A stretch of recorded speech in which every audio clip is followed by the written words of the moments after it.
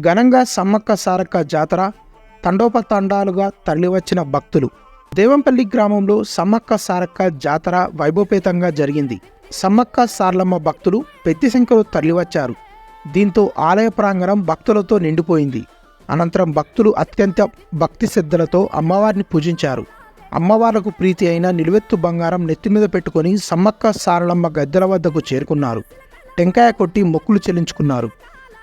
దేవంపల్లి సమ్మక్క సారలమ్మ జాతర committee chairman Renukunta Shankar, Kanukuntla Mahender, Renukunta Sampath, Kanukuntla Madhunayya, Kanukuntla స్వామి తదితరులు ఉన్నారు.